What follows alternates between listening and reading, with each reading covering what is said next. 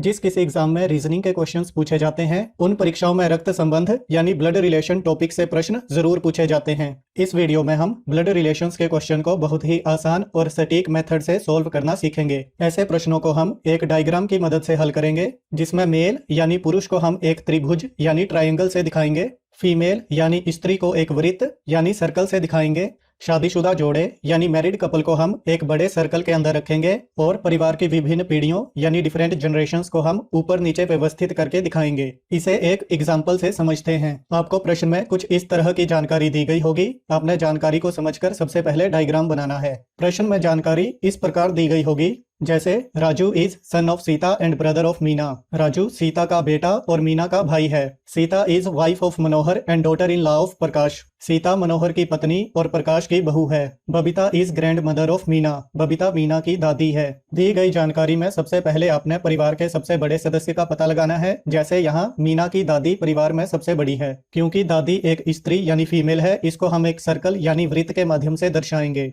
क्योंकि मीना और मीना की दादी के मध्य एक पीढ़ी यानी जनरेशन मीना के माँ बाप की भी होगी, तो उसके लिए हम स्पेस छोड़ देंगे। अब यहाँ ध्यान देने वाली बात यह है कि प्रश्न में दी गई जानकारी के हिसाब से मीना स्त्री है या पुरुष, मेल है या फीमेल, यह निर्धारित नहीं किया जा सकता। भले ही हमारी सामाजिक समझ के हिसाब से मीना एक स्त्री का नाम है, लेकिन जब तक प्रश्न में दी गई जानकारी इसे सिद्ध नहीं करती है, हमने अपनी तरफ से कुछ भी एज्यूम नहीं करना है। इसलिए मीना को ना तो हम ट्रायंगल के अंदर रखेंगे और ना ही सर्कल के अंदर। प्रश्न में मीना का भाई यानी ब्रदर राजू दिया गया है और भाई हमेशा पुरुष होता है, इसलिए इसे हम एक त्रिभुज यानी ट्रायंगल में रखेंगे। अब प्रश्न में राजू की माँ सीता बताई गई है। सीता मनोहर की पत्नी और प्रकाश की बहू है। इस प्रकार बबीता और प्रकाश सीता के सास ससुर हैं और मनोहर बबीता और प्रकाश का बेटा है। मनोहर और सीता के दो बच्चे राजू और मीना हैं। इस तरह से आपने यह डायग्राम बना लेना है और जानकारी के आधार पर पूछे गए प्रश्नों के उत्तर दे देने हैं। चलिए अब कुछ प्रश्न करते हैं।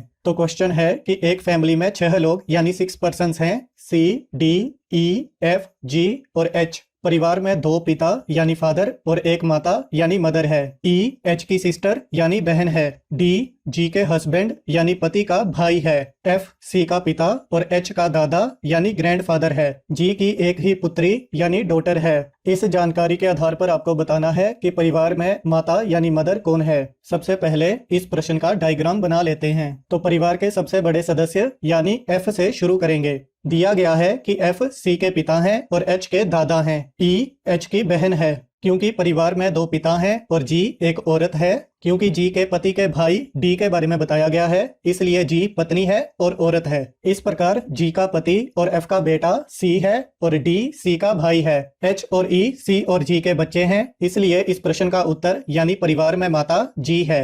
चलिए इस तरीके को अच्छे से समझने के लिए एक और प्रश्न करते हैं। क्वेश्चन है कि there are 7 members in a 3 generation family. 3 पीढ़ियों के परिवार में 7 सदस्य हैं। M N की नीस यानी भांजी है, मतलब N M का मामा है और M एक लड़की है। O P की सिस्टर इन लॉ है। अक्सर सिस्टर इन लॉ को हिंदी के अनुवाद में भी सिस्टर इन लॉ ही लिख दिया जाता है, क्योंकि सिस्टर इन लॉ के हिंदी में मतलब भाभी, देवरानी, जेठानी या साली कुछ भी हो सकते हैं और सीधा लिख दिए जाने पर प्रश्न बहुत ही आसान हो जाएगा। तो प्रश्न पत्र में एक बार जरूर देख लें कि हिंदी में क्या अनुवाद दिया गया है। प्रश्न में आगे दिया गया है कि Q R की दादी के इकलौते लड़के की बहन है। इसका मतलब है कि Q R की नानी की बेटी है। N और P के मध्य कोई भी खून का रिश्ता नहीं है। S की केवल एक ही पोती है। इसका मतलब यह हुआ कि R S की पोती है। प्रश्न में आपसे R और M के मध्य के संबंध को पूछा गया है। चलिए सबसे पहले प्रश्न का डायग्राम बना लेते हैं। तो परिवार का सबसे बड़ा सदस्य R की दादी S है। Q R की बुआ है।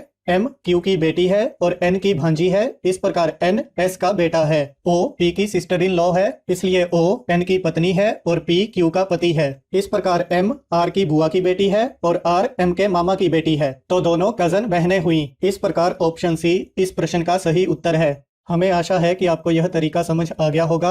इस मेथड पर अच्छी तरह पकड़ बनाने के लिए आपको कुछ प्रैक्टिस क्वेश्चंस भी दिए जा रहे हैं। कृपया वीडियो को रोककर इन प्रश्नों को इस तरीके से जरूर हल करें। प्रश्नों के उत्तर अंत में दिए गए हैं। लॉजिकल रीजनिंग के इसी तरह के सोल्यूशन मेथड्स, शॉर्टकट्स और ट्रिक्स पाते रहने के लिए आपके अपने चैनल HP जर्नल स्टडीज को जरूर सब्सक्राइब करें। सरस्वती माता का आह्वान करके घंटी जरूर बजा दें ताकि ऐसी ही वीडियोस की नोटिफिकेशन आपको सबसे पहले प्राप्त हो सके। यदि यह मेथड आपको पसंद आया हो तो वीडियो को लाइक जरूर करें। इस वीडियो के बारे में आपके विचार और लॉजिकल रीजनिंग में आपके डाउट्स नीचे कमेंट सेक्शन में जरूर व्यक्त करें। यदि यह वीडियो आप फेसबुक पर देख रहे हैं तो आपके अपने पेज HP जर्नल स्टडीज को फॉलो और लाइक करना ना भूलें। अंत में आप सब में निहित ज्ञान को प्रणाम। राम सत।